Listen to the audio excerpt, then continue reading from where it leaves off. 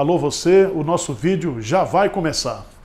Então, antes de começar, por favor, inscreva-se no nosso canal, curta e também ative o sininho para receber as novidades, tá bom?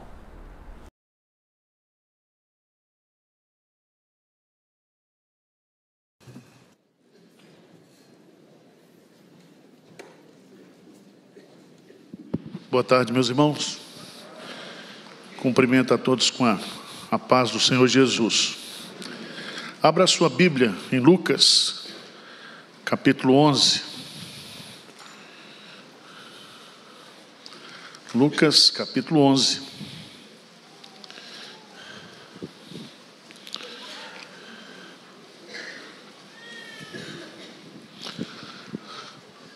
Lucas, capítulo 11.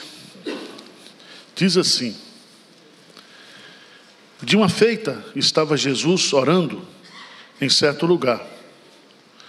Quando terminou, um dos seus discípulos lhe pediu: Senhor, ensina-nos a orar, como também João ensinou aos seus discípulos.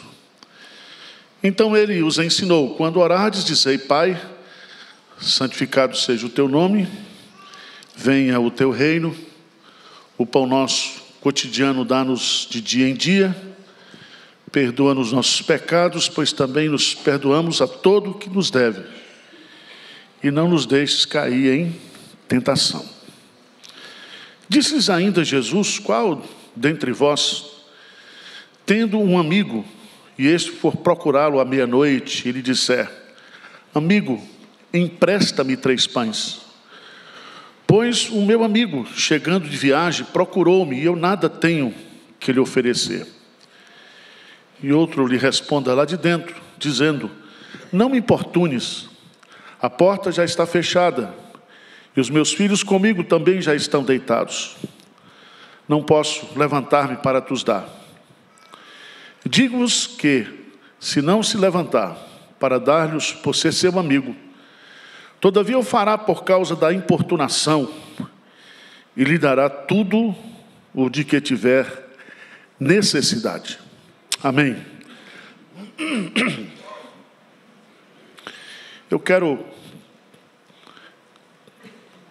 meditar com vocês nessa tarde sobre a necessidade da oração intercessória.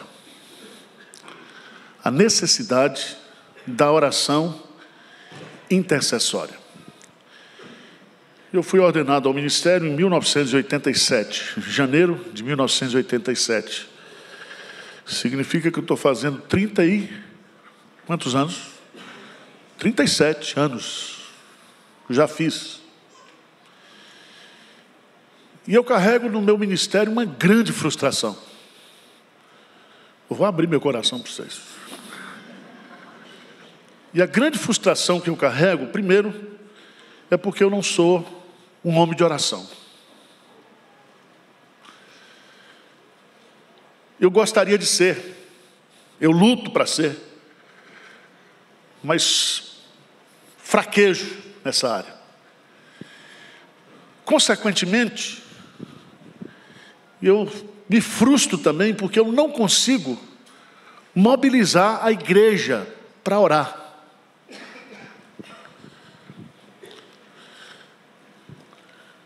A gente pode fazer tudo.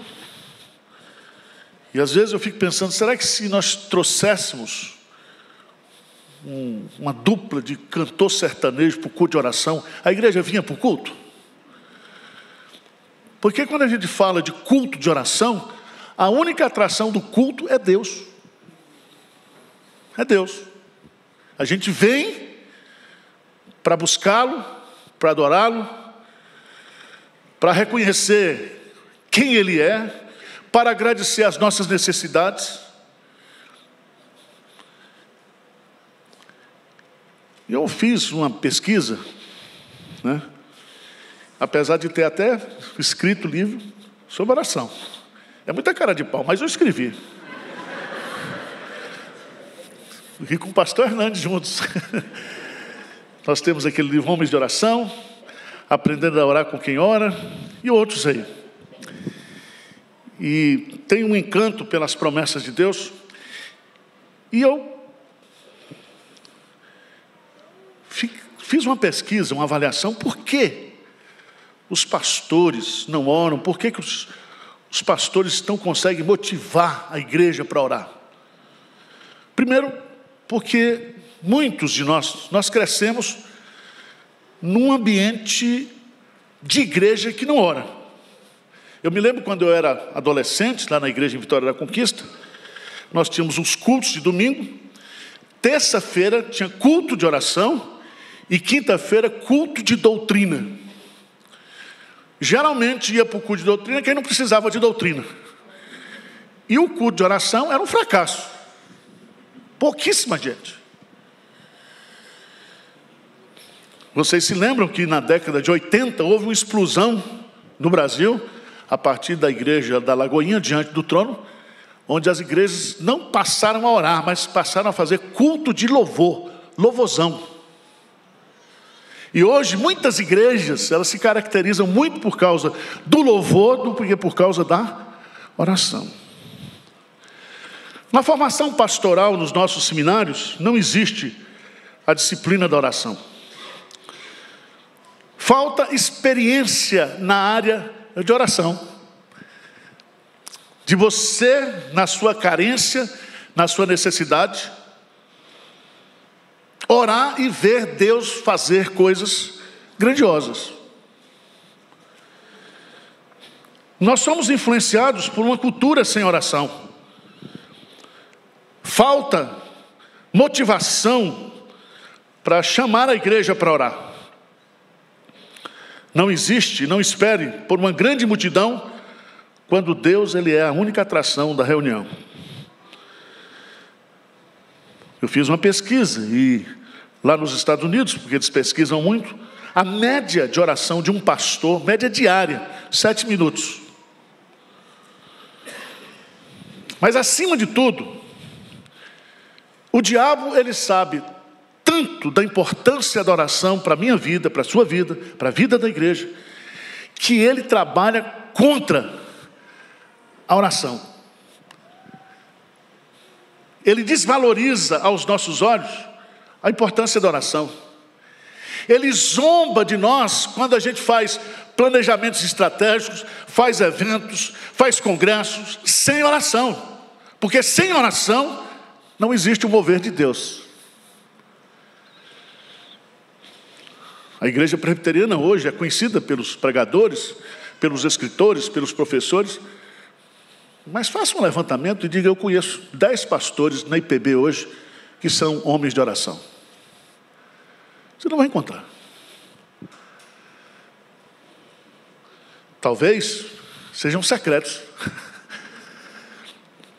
Veja bem que esse texto, Lucas, ele é o evangelista da oração. Ele registra não somente a vida de oração de Jesus, depois lá em Atos a vida de oração da igreja, mas ele registra também os ensinos de Jesus acerca da oração. Capítulo 11 de Lucas é o capítulo clássico, porque veja, e aqui eu quero chamar a sua atenção da importância do pastor e da liderança ser uma liderança de oração. Você marca um culto de vigília aqui na igreja, de oração, a liderança não vem. Os presbíteros não vêm, poucos vêm, quando pode. Os pastores não vêm. Eu, quando venho, fico aqui 2 horas, mesmo me dá um faniquito que eu tenho que ir embora, porque tem outra reunião para fazer amanhã cedo.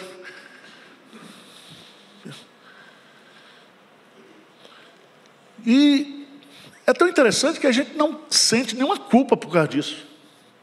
A gente vive a agonia da oração, da ausência da oração,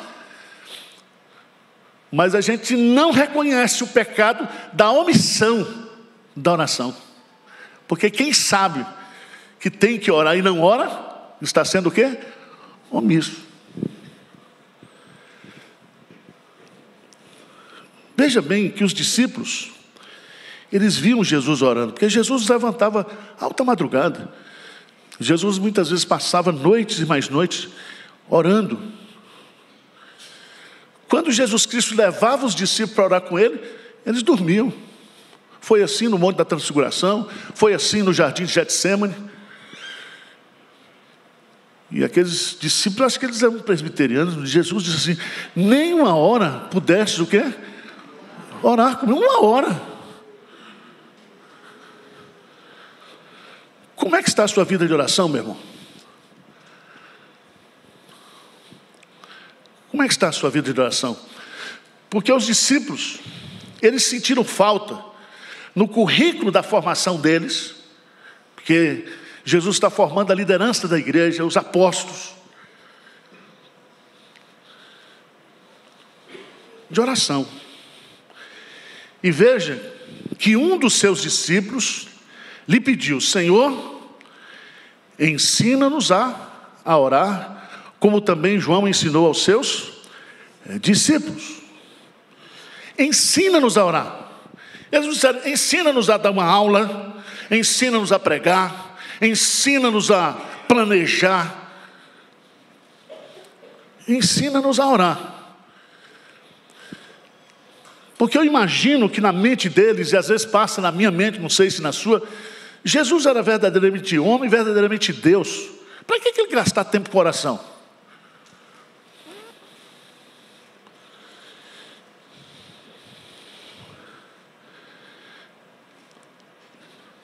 Aqui nós temos um pedido: ensina-nos a orar. Jesus vai ensinar nessa oração do Pai Nosso que a oração, primeiro, é uma atitude. A oração, e ele vai colocar aqui, a oração do Pai Nosso. A oração é um diálogo entre os filhos e o Pai. E quando o Espírito Santo foi colocado dentro de nós, está lá em Romanos capítulo 8, nós recebemos o Espírito de adoção, pelo qual clamamos o quê? Abba, Pai. Então a oração é uma conversa com o Pai. Então quando nós vamos orar, nós devemos nos aproximar de Deus como filhos. E ele vai colocar, ainda para nos motivar nos versos, aí dos versos 9 a 13, que ele como Pai perfeito, ele vai dar somente aquilo que nós precisamos e necessitamos. A gente se aproxima de Deus como Pai, a gente se aproxima de Deus como adorador, porque a gente diz: santificado seja o teu nome. Venha a nós o teu reino. Nós nos aproximamos diante de Deus como súditos e como servos. Seja feita a tua vontade, assim na terra como nos céus. Então o Pai Nosso não é uma reza, o Pai Nosso é uma atitude, é como nós nos posicionamos diante de Deus. Aí vem as 3 petições finais, que são petições para revelar para Deus quais são as nossas maiores necessidades. Pão nosso de cada dia, dá-nos hoje. O que mais?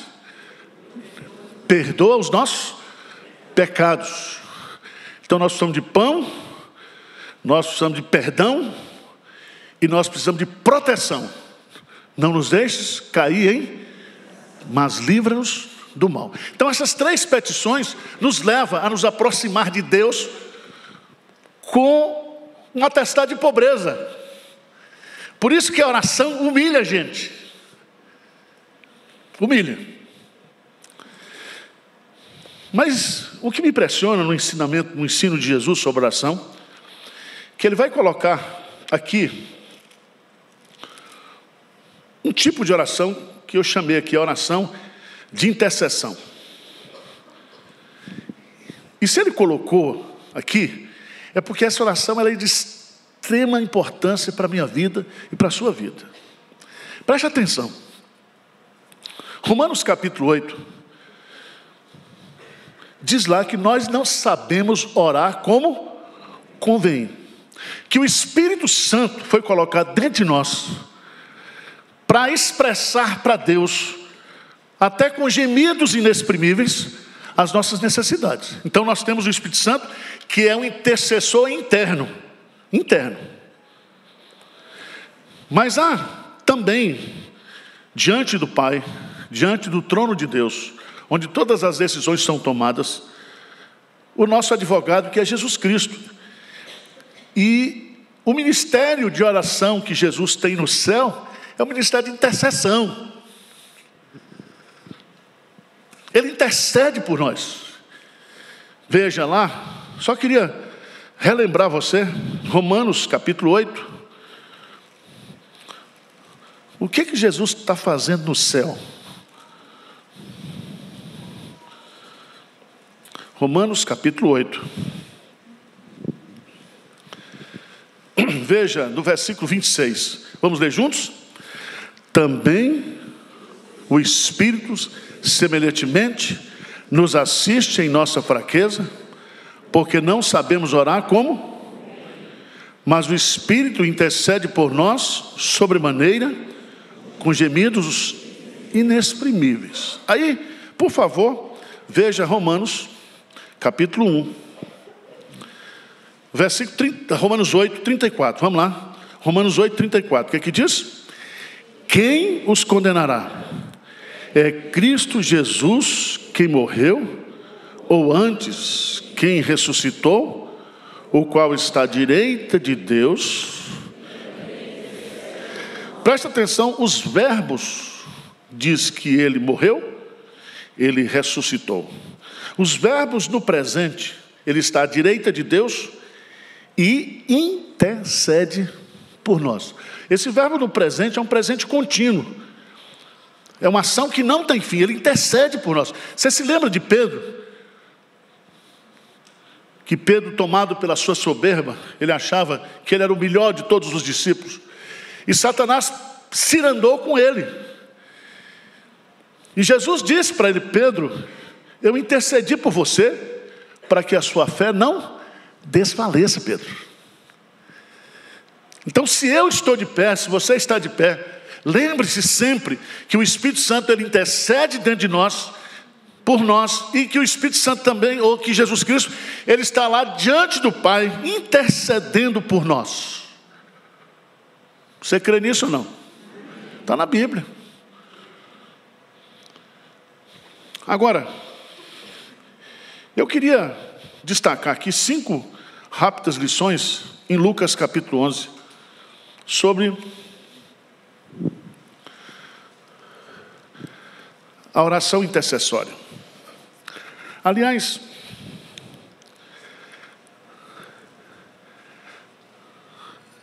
no versículo 8, a palavra aí, o fará por causa da importunação. É a oração que importuna. Oração que importuna. Primeiro ponto, qual é a causa dessa oração? Veja no versículo 6. Versículo 6. Pois o meu amigo, chegando de viagem, procurou-me e eu nada tenho que lhe oferecer. Então chega um amigo, esse amigo provavelmente sem avisar, e agora ele se vê diante de uma necessidade urgente.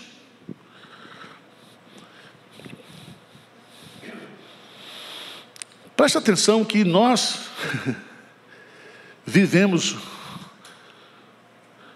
no dia a dia, e muitas vezes a gente ora porque a gente recebe um diagnóstico de um médico com um problema de saúde. A gente recebe uma demissão de emprego. A gente vive dentro da nossa casa problemas de relacionamento, onde você descobre coisas que você não sabia do seu cônjuge, do seu filho e vice-versa. E é tão interessante, porque ele está falando aqui de comida, ele está falando de fome. Ele não tem comida em casa, ele não tem pão em casa. Então, a oração intercessória, a oração que importuna Deus, ela brota dessas situações.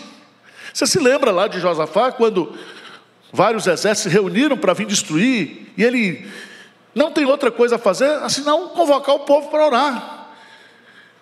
E ele diz, e nós não podemos contra essa multidão, e nós também nem sabemos o que fazer. E ele põe todo mundo para orar, necessidade urgente.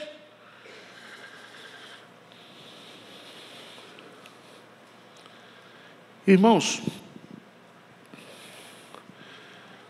você tem necessidades urgentes na sua vida hoje ou não? Vou fazer uma pergunta para você, um pouco indiscreta. Você tem problemas hoje dentro da sua casa e na sua vida que só Deus pode resolver. E Deus resolve os nossos problemas e as nossas necessidades urgentes a partir da oração.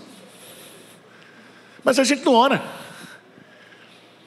É como se nós fôssemos mendigos, assentados num determinado lugar, e onde nós estamos assentados, existe um tesouro embaixo de nós. Nós estamos pedindo esmolas aqui, mas nós somos ricos.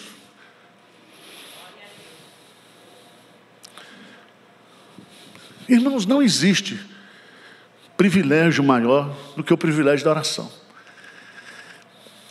O véu do templo foi rasgado, e um novo e vivo caminho foi aberto. E eu e você, nós podemos, de qualquer lugar, em qualquer situação, dentro do quarto, no metrô, a pé, na rua, em qualquer lugar, você pode acionar o seu Pai que está nos céus.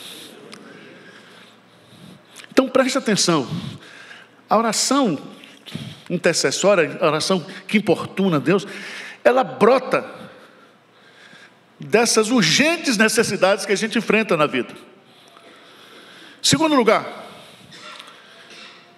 qual é a motivação?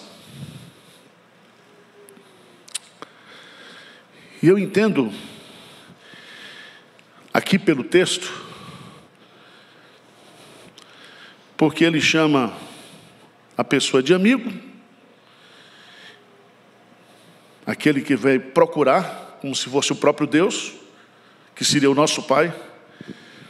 Mas também quem está chegando na sua casa é um amigo.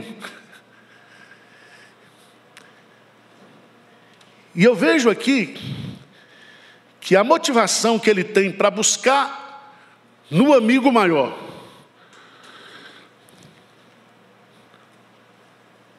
os elementos, os alimentos para suprir a sua necessidade e a necessidade do seu amigo, é o amor.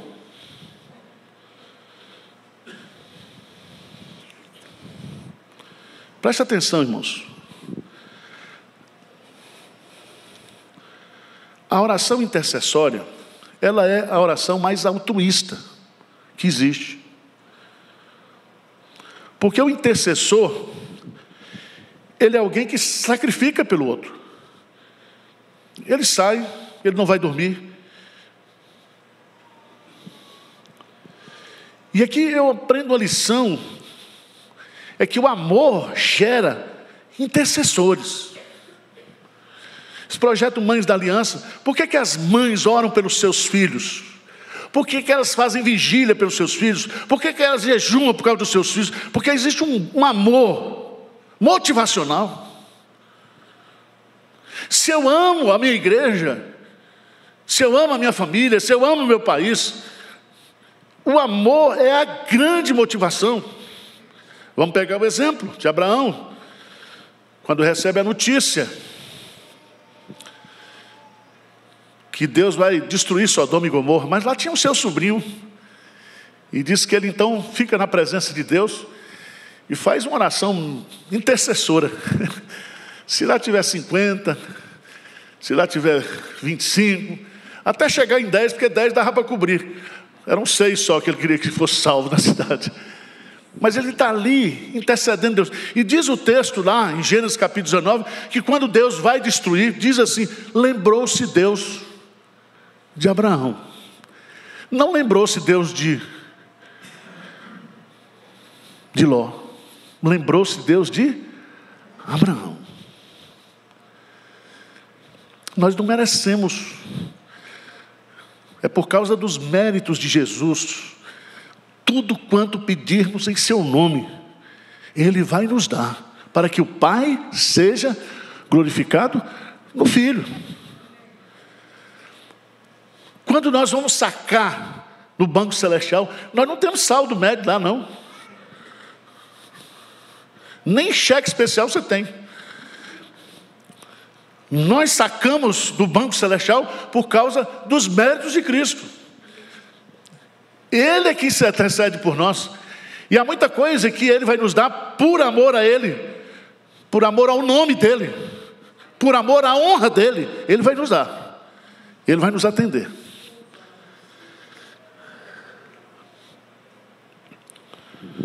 A sua causa é a urgente necessidade.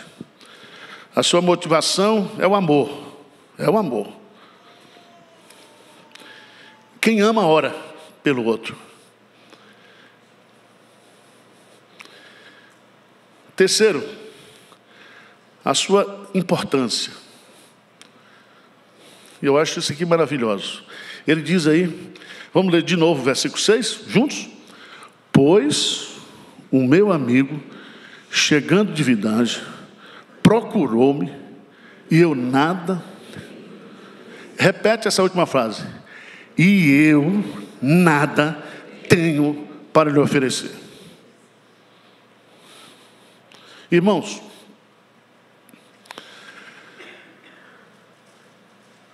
a oração é importante, a oração intercessória, porque nós, por nós mesmos e de nós mesmos, nós não temos o quê?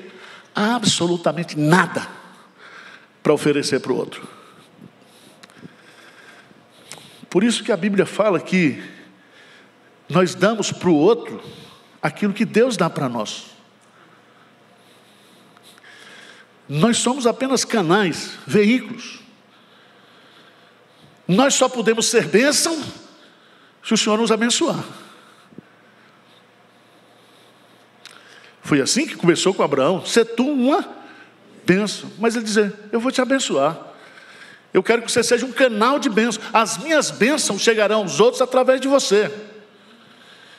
E o que Jesus está nos ensinando aqui é que esse intercessor, ele reconhece, eu não tenho nada nem para mim e nem para oferecer para o meu amigo.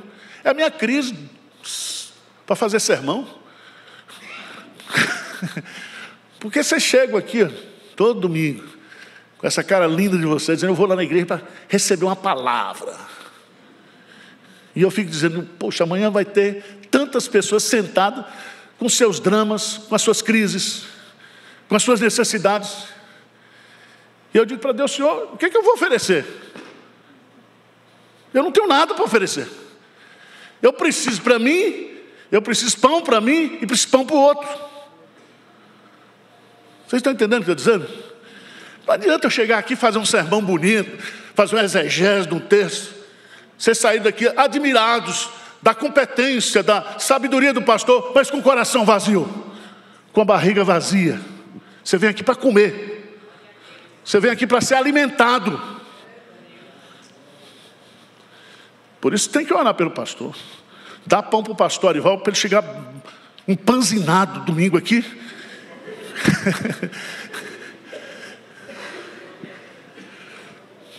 Vocês estão entendendo o que eu estou dizendo ou não? O senso da nossa impotência é a alma da oração intercessória. Por que Jesus Cristo ele intercede por nós? Porque Ele sabe que sem Ele nós não podemos nada. Nada. Mas a sua causa é urgente necessidade, a sua motivação é o amor, a sua importância é para suprir necessidade. Quarto, a fé. A fé. Diz o texto é claro, Qual dentre vós, tendo um amigo, e este for procurá-lo à meia-noite e disser: amigo, empresta-me 3 pães.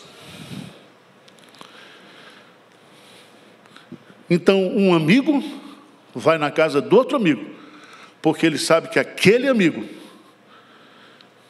tem algo para lhe dar. Eu não sei se você viu na Bíblia aí, na sua Bíblia, no versículo 5, diz amigo. Esse amigo aí está em letra maiúscula, está ou não está? Você viu isso aí, esse detalhe? Quando ele fala do amigo dele, relacional, é com letra minúscula. Porque ninguém tem maior amor do que este, de dar a sua própria vida pelos seus amigos. Jesus é o melhor amigo. E aqui a gente vai observar que ele se dirige a Jesus, que nós nos devemos dirigir ao amigo verdadeiro, o amigo com letra maiúscula, sabendo que ele tem para nos dar, que ele é suficientemente rico e poderoso para suprir cada uma das nossas necessidades, que não existe carência que possa esgotar os celeiros de Deus. Ele é rico.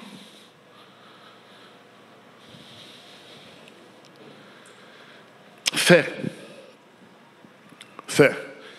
Sem fé é impossível agradar a Deus.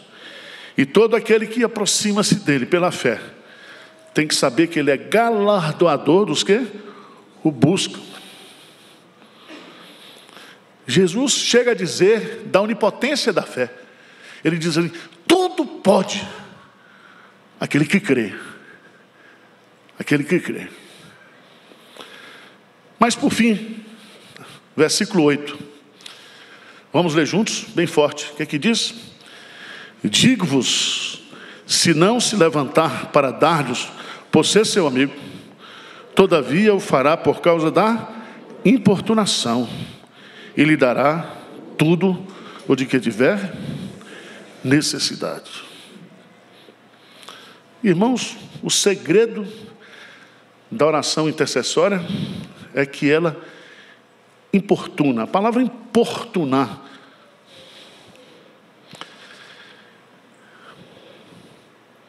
é uma palavra forte,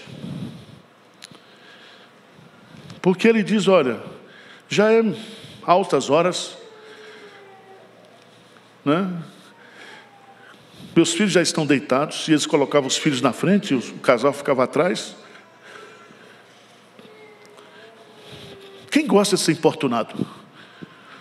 Eu me lembro que minha mãe era costureira lá no interior da Bahia, e tinha um pessoal que vinha ver roupa na hora do jantar.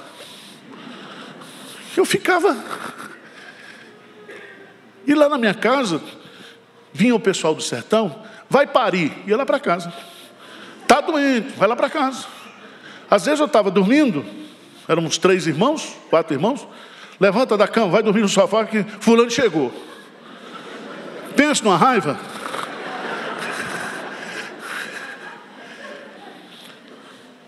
Importunar.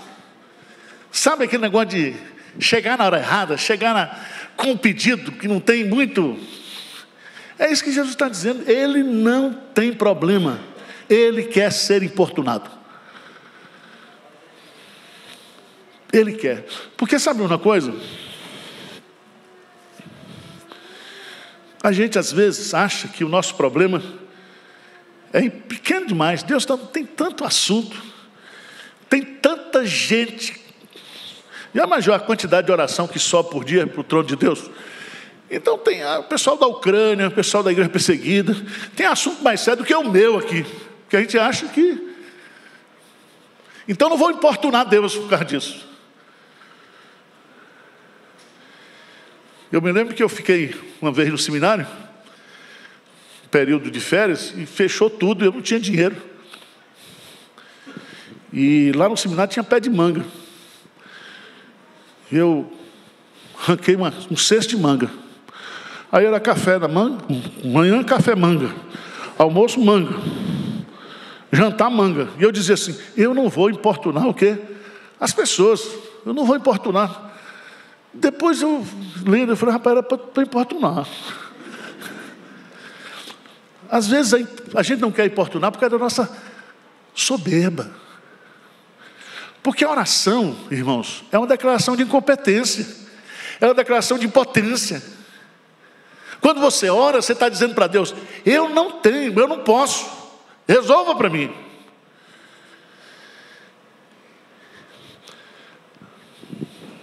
A oração,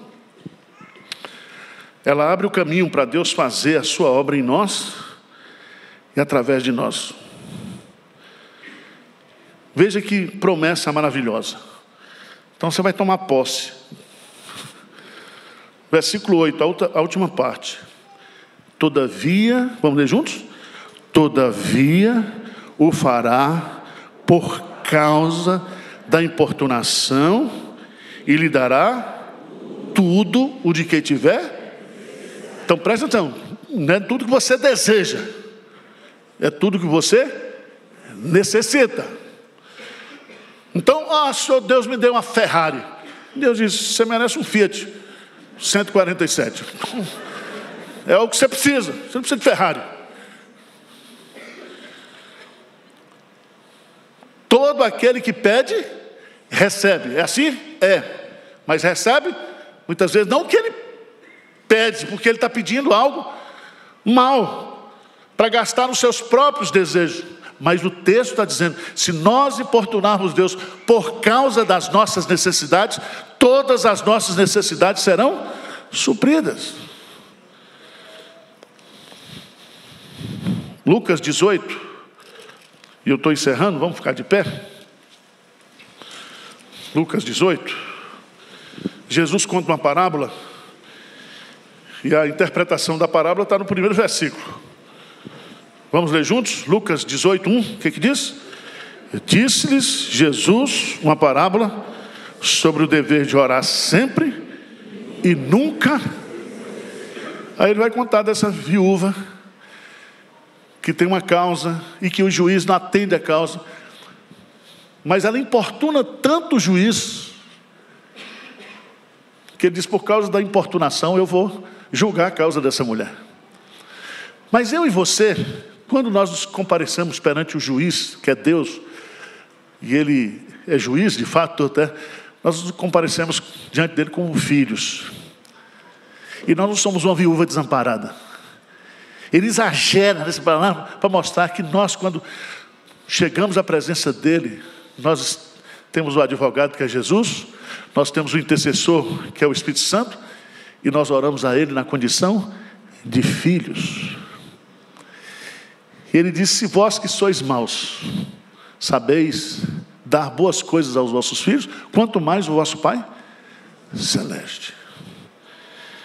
Então, irmãos, embora pareça demorado, Deus está ouvindo as nossas orações. Vamos lutar contra a escassez e o pecado da omissão da oração na nossa vida. Amém?